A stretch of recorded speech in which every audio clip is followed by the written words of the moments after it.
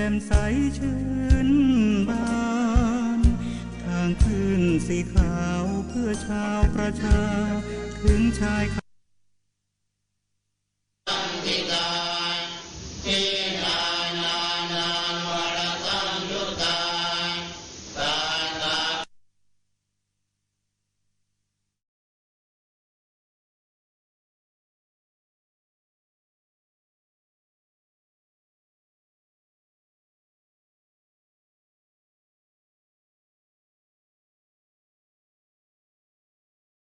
วงอย่าไปกังวลไม่ใช่พระรูปที่4นะ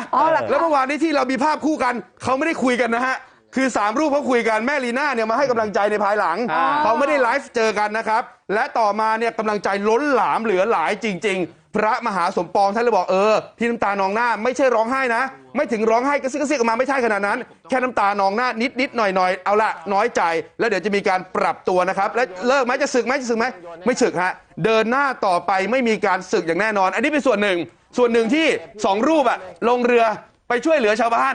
นี่ท่านทำทุกรูปแบบเลยคือพระจะนั่งอยู่แต่ในวัดใช่ไหมล่ะนี่วันก่อนที่เองนี่ไม่กี่วันนี่เองก็เนี่ยพระเป็นพระจะให้พระอยู่แต่ในวัดแล้วไม่ต้องไปช่วยเหลือชาวบ้านช่วยเหลือประชาชนขนาดนั้นเลยเหรอสุดท้ายแล้วท่านก็ลงไปช่วยเหลือชาวบ้านด้วยนะครับและยืนยันว่าจะไม่ทิ้งลูกเพจและจะไม่ทิ้ง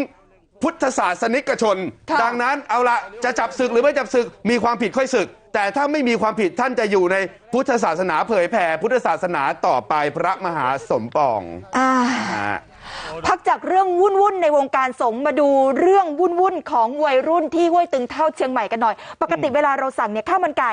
ส่วนประกอบสำคัญก็ต้องเป็นไก่ถูกไหมคะกุ้งเต้นส่วนสำคัญก็จะต้องเป็นกุ้งใช่ไหมคะปรากฏว่างานนี้สั่งกุ้งเต้นกุ้งทิพย์ก็มาจ้า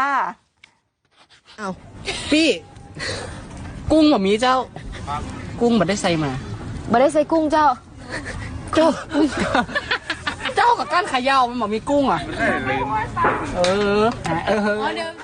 สั่งกุ้งอย่างนี้ก็ได้เหรออย่างนี้ก็ได้เหรอถ้าเป็นผมโกรธตายเลยนะผมชอบกินกุ้งเต้นคือชาวเน็ตเขาเถียงกันเขาบอกว่าเดี๋ยวนะคือกุ้งเนี่ยมันมีมาตั้งแต่ต้นทางใส่บาแต่กุ้งมันเต้นออกมาจากไอ้นี่หรือเปล่าถ้วยหรือเปล่าระหว่างที่เดินทางมันจะออกทุกตัวไม่ได้หรือลืมใส่มาตั้งแต่ต้นเหมือนที่พี่เบิร์ดบอกส่วนใหญ่บอกเฮ้ยมันจะออกทุกตัวไม่ได้เอาอย่างนี้ไหมไปยืมกุ้งโต๊ะข้างๆก่อนไปยืม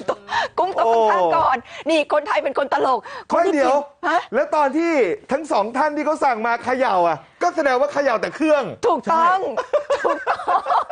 พอเปิดขึ้นมากะจะกินกุ้งเต้นให้หนำใจที่ไหนได้กุ้งไม่มีจ้านี่เห็นไหมตอนมาส่งน่าจะลืมปิดฝากุ้งเต้นออกหมดถ้วยนี่หรืออาจจะเป็นซิกเนเจอร์ของร้านนี้หรือเปล่าที่บอกมีกุ้งเต้นคือกุ้งเต้นแต่ไม่มีกุ้งเต้นไงไม่ได้นะต้องมีกุ้งเต้นให้เราดูผิดเลยถ้าไม่มีกุ้ง